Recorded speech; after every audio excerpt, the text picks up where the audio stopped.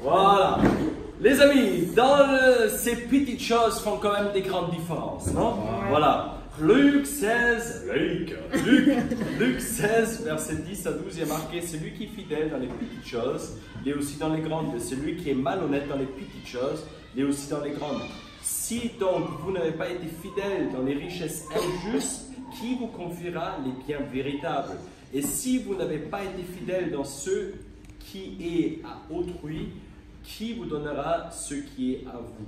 Et je crois qu'on a souvent déjà entendu ce verset, ouais, il faut être fidèle dans les petites choses, comme ça Dieu nous confiera des choses plus grandes.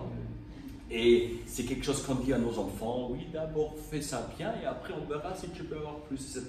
Mais en fait, ce n'est pas juste un principe pour enfants, c'est un principe spirituel. Et c'est souvent les petites choses qui font les grandes différences. Et je ne sais pas qui est passionné de foot ici, mais souvent, c'est des petites erreurs qui font des grandes différences à la fin du match, quoi. Et c'est toujours des petites attentions, des petites dérivées, des petites manques de concentration, des petites choses, en fait, qui transforment le résultat final d'une église, d'un projet, d'une entreprise, d'une vie personnelle. Entre une bonne journée et une mauvaise journée dans une vie de couple, une petite réflexion de trop, de gaffe 3 heures de ta journée parce que tu as une dispute derrière, etc. Et c'est souvent des petites choses qui changent de grandes choses derrière, quoi. Et je crois que de temps en temps, on ne fait pas assez attention à l'importance des petites choses. Et il y a déjà quelques mois, je faisais une série d'enseignements sur l'importance des petites choses, comme c'est important parce que nous, on vit dans une génération, dans une société où on veut tous voir des grandes choses. On parle que des grands ministères, des grands miracles, des grands témoignages, des grandes choses. Et c'est cool parce qu'on a un grand Dieu.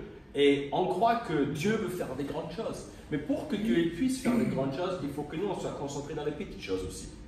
Parce que les petites choses font des fois des grandes différences. Et j'aimerais vous partager une histoire d'un bonhomme dans l'Ancien Testament. Et je crois que pour chacun d'entre nous qui sommes là ce matin, staff, ceux qui travaillent à l'église, ceux qui sont engagés à l'église, MCM, pour tous les responsables, leaders à l'église, responsables d'un groupe de maison, d'un projet, d'un service, etc. On a tous quelque part nos to-do list, on a tous notre vie normale, on a tous nos victoires, nos combats, nos défis, nos émotions et tout le reste de notre vie, quoi. Et des fois ça va très bien et des fois c'est très dur. Et je crois que ce qui est tellement important, c'est de rester concentré sur les petites choses. Et ça ne veut pas dire de se perdre dans les petites choses, mais quand je regarde la vie, par exemple, dans l'Ancien Testament de Samson, c'est un homme fort. Je ne sais pas si vous connaissez son histoire, mais c'est un homme qui était inspiré, envoyé par un ange, loin par Dieu, pour libérer le peuple d'Israël, en fait, de l'emprise des Philistins. Et il était destiné à être libérateur d'un peuple. Donc, une destinée énorme. Si on te dit aujourd'hui, ok, toi Arnaud, Dieu a le plan pour ta vie, c'est de ramener le réveil en France. Amen. Voilà, en fait, ça te fait flipper un peu. Voilà. Et après, il y a juste 3 conditions. La première, c'est ne te coupe pas les cheveux. Donc, c'est ma femme qui fait ça pour moi, mais j'ai coupé les cheveux. Voilà. Ça, c'est ne te coupe pas les cheveux. Après, ne bois pas d'alcool. Et le troisième, ne touche rien à ce qui est mort. Donc ça, c'est les 3 conditions. Je dis, attends, je peux libérer tout un peuple juste en ne jamais couper les cheveux, en jamais boire de l'alcool et en jamais toucher quelque chose qui est mort. C'est faisable, quelque part, non? C'est pas si compliqué que ça, quoi. On va éviter un peu d'alcool, d'accord, je vais être héros de la nation si je ne bois pas une bière, ça va, je vais réussir. Certaines pas, je crois, mais voilà. Mais voilà, quand notre groupe, ça fait. Ouais. Mais il avait ce défi de rester vraiment humble dans sa vocation. Et je crois que ça, c'est la tentation de chacun de nous, rester dans sa vocation, de ne pas se perdre dans la distraction. Le pire ennemi du plan de Dieu n'est pas le plan du diable. Le pire ennemi du parfait est le bien. Mais c'est bien aussi de faire ça. Mais c'est bien aussi de faire ça. Et finalement, on fait plein de choses qui sont bien, mais pas ce que Dieu nous a demandé de faire.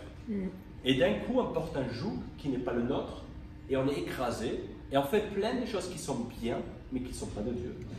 Et on se perd, on se dit, Seigneur, pourquoi tu fais rien? Ben parce que peut-être Dieu n'est pas dedans. Et en fait, de regarder, je veux rester dans ma vocation. Je ne veux pas me perdre. Je ne vais pas aller à droite, à gauche et là et faire ça et juste par peur ou de tomber dans un activisme, mais je veux rester dans ma vocation. Pour Samson, c'était devenir libérateur du peuple d'Israël. Mais il est tombé heureux et il est tombé amoureux d'une femme de l'ennemi. Ça veut dire qu'il a trouvé une femme très très belle dans le camp de l'ennemi. Et il s'est dit, ça va, je vais la convertir à ma religion à moi, elle va venir avec moi et c'est moi qui vais la influencer, etc.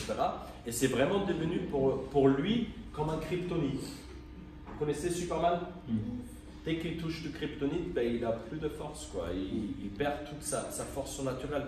Et je crois que le diable n'est pas bête et on a tous nos kryptonites dans notre vie. Ça veut dire des choses qui nous font sortir de notre plan que Dieu a pour nous, quoi. Qui nous enlèvent toute la force aussi. Et il y a marqué un verset, je trouve ça très intéressant, en Juge 14, il y a marqué « Il détourne son regard ». Il détourne son regard. Ça veut dire qu'il n'est pas juste sorti de sa vocation comme ça, il est sorti de sa vocation parce qu'il a détourné son regard. Ça veut dire que c'est notre travail de rester focus dans notre regard.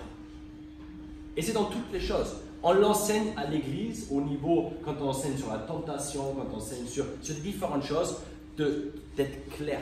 Élimine de ta vie ce qui te fait tomber. Mais honnêtement, en tant que responsable, en tant que leader, il faut que je garde mes yeux clairs aussi. Où est-ce que j'aimerais aller? Quelle est ma vocation? Je ne veux pas détourner mon regard. Donc là, il faut se dire, le gars, il vient de battre, de faire quelque chose d'énorme pour Dieu. Il vient de faire quelque chose pour Dieu. Il rentre, il est fatigué en route, il a tué un lion. Quand il est allé là-bas pour battre, il a tué un lion. Et quand il est rentré, et en fait le lion il était mort et le lion il était même ouvert. Vous pouvez imaginer, il y avait un lion mort ouvert et à l'intérieur du lion il a vu qu'il y avait du miel. Et à l'époque le miel c'était le seul sucre quoi. Donc c'était du Kit Kat, du Kinder Bueno, des trucs bons qui parlent de délices, qui parlent du bien-être. Et là, il se dit, attends, je viens d'accomplir la mission de Dieu, je fais quelque chose pour Dieu, je les mérite bien une petite récompense là maintenant. Et combien de fois on se dit ça, maintenant j'ai tout donné pour Dieu, maintenant j'ai réussi une conférence, maintenant je fais ça, maintenant je mérite quand même quelque chose. Et parce qu'on croit que maintenant on mérite quelque chose, on détourne notre regard sur nos propres envies, sur nos désirs, sur nos envies charnelles, tout simplement parce qu'on le mérite bien. Et finalement, c'est le début de sa chute. Et je crois que la première chose qui est tellement important, primordial en tant que responsable, rester dans sa vocation. De regarder, est-ce que je suis dans ma vocation? Est-ce que je détournais mon regard? Est-ce que je suis en train de faire tout sauf ce que je dois faire? Et c'est une certaine autodiscipline et je vous encourage très pratiquement. Demandez des personnes de confiance à votre droite, à votre gauche, dans vos groupes de maison, des personnes qui disent « Hey, aide-moi de rester ciblé, focus sur ce que je veux faire. » pour que mes projets réussissent vraiment. La deuxième chose, je crois, ce qui est tellement important, c'est vivre sans compromis. On est éduqué à faire plein de compromis. Et au plus tard, quand tu te maries, tu as compris qu'il faut faire certains compromis. Mais avec Dieu, en fait, il ne faut pas faire de compromis. Il faut être clair. Et je trouve ça tellement important parce que j'ai vu tellement de responsables tomber à cause des compromis. Et pas des grands compromis. Des petits compromis. Et on entend des histoires, dernièrement même, de l'église Willow Creek, avec exemple mondial, etc. Tout un écroulement du leadership du fondateur, tous à cause des petits compromis, des petites inattentions. Et je crois que le diable n'est pas bête, et ceux qui l'attaquent, c'est des petites choses, les petits compromis. Et dans l'histoire de Samson, il y a marqué en Juge 16, Samson part pour Gaza, il rencontre une prostituée, il entre chez elle. Et là, tu dis ça, mais tu dis, mais le gars, il est malade, il part là-bas, il va voir une prostituée comme ça, tranquille, qu'est-ce qui se passe? Mais en fait, entre le lieu où il était et Gaza, il y avait 20 km, ce qui fait 50 000 pas. C'est-à-dire 50 000 occasions de tourner le chemin. C'est-à-dire 50 000 petits compromis, un pas de plus, non mais je regarde juste, non mais juste un petit peu, non mais je check juste, non mais juste ça, qui finalement te font tomber à la fin. C'est pas du jour au lendemain, tiens, elle était là, ben voilà. C'est des petites choses, 50 000 pas, 50 000 compromis qui l'ont amené à la chute totale.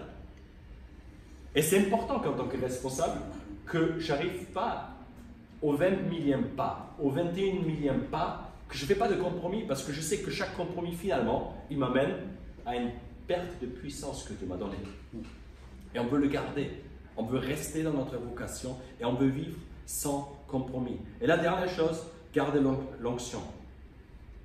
Samson, il était oint par Dieu et Dieu nous a oint. Il nous a oint, il a dit en Luc 4, verset 18, il nous a oint pour annoncer une bonne nouvelle aux pauvres. Il m'a envoyé pour guérir ceux qui ont le cœur brisé, pour proclamer aux captifs la délivrance et aux aveugles le recouvrement de la vue, pour envoyer libres les opprimés, pour publier une année de grâce du Seigneur.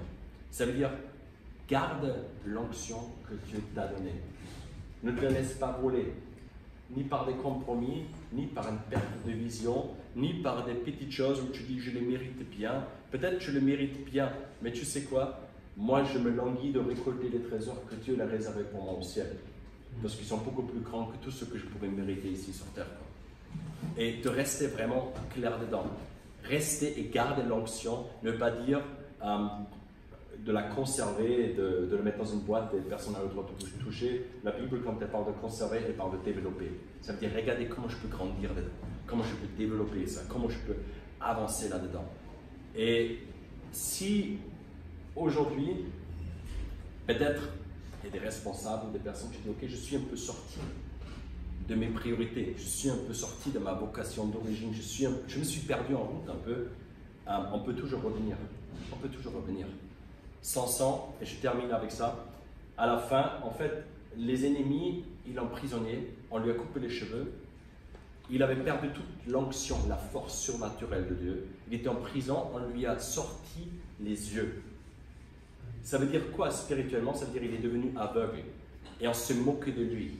Et je ne sais pas si vous connaissez ça, quand tu te perds dans des compromis, et tu perds, on va dire, tu n'es plus tranchant d'esprit, en fait, les personnes commencent même de se moquer de toi, tu n'as plus de puissance, tu n'as plus d'autorité, tu vois plus clair, tu n'as plus de regard spirituel parce que tu n'as plus des yeux. Tu vois plus rien, tu es aveugle, tu es là. Et la seule chose que Samson il fait, il dit, Seigneur, pardonne-moi, donne-moi encore une seule fois la force. Et tout de suite, Dieu lui donne la force encore une fois. Parce que Dieu, il répond. Et parce que Dieu veut accomplir son plan avec nous et à travers nous. Donc, peu importe quels sont les compromis ou combien loin tu es allé, peut-être tu es au 3e pas, peut-être au 49 millième, peut-être au 53 millième. Ne te dis pas que c'est trop tard, je suis fataliste, je ne peux plus rien faire, etc. Mais dis-toi, ok, je veux revenir aux bonnes priorités, je ne permets pas que mes yeux, je marche dans la vie sans yeux, je veux retrouver la force, l'onction et l'appel que Dieu m'a donné et je fais attention aux petites choses de ma vie, de rester concentré, de ne pas détourner mon regard, de vivre sans compromis et de ne pas me laisser arrêter et de continuer dans ce que Dieu il a pour moi. Je vais la garder, je vais la développer, l'onction. Et si on arrive à ça, je crois qu'on ne fait pas partie après une de ces statistiques des personnes qui ont fait bien un jour quelque chose pour Dieu. Et après, ils font partie des statistiques. Un jour, Yannick, c'était un brave gars, il a raconté des témoignages, mais bon, après, il est dérivé aussi, etc. Je veux que nous, en tant qu'équipe, en tant qu'Église, avec les responsables, on se porte. On fait attention que personne, à travers des petites bêtises, des petites choses, devient à la fin le proie du diable et impuissant pour ce que Dieu il a vraiment planifié pour lui. Et je vous encourage, cette semaine, ou avec les personnes dans le groupe de maison, ou peu importe où, dans les services, de regarder, qui sont les personnes de confiance? Où est-ce que je dois redresser des choses? Où est-ce que je perds de la vision? Et de revenir au point initial, de dire non, je reviens, non, je reste concentré, je ne me laisse pas voler ce que Dieu est là pour moi, et je prends toute la place parce que je sais que tu es la destinée pour moi, tu es l'appel pour moi et je vais accomplir. Amen. Amen. Seigneur, je te remercie que c'est toi qui nous as choisis. Je te remercie que c'est toi qui nous as placés, établis dans ton royaume. Et tu veux travailler avec nous et à travers de nous. Et tu nous utilises pour bâtir ton royaume, Seigneur. Et Seigneur, c'est un honneur et un privilège de s'appeler tes enfants et de recevoir un appel et une onction de ta part, Seigneur. Et je ne veux pas jouer avec ça, Seigneur. Je ne veux pas permettre que des petits arrangements, des petits compromis, des petites inattentions, des petites, je le mérite bien, détruisent l'appel que toi tu m'as donné, que toi tu as donné à chacun d'entre nous. Seigneur, je te demande, Saint-Esprit, que tu nous montres les domaines peut-être où on s'est perdu un peu, où on a détourné notre regard, où on a fait des compromis, où on n'a pas gardé l'onction que tu nous as donnée, et qu'on puisse être vraiment des hommes et des femmes qui sont focus dans leur regard, qui vivent une vie sans compromis, et qui gardent et qui développent de manière intense l'onction que toi tu nous as donnée. Au nom de Jésus. Amen. Amen. Amen. Amen.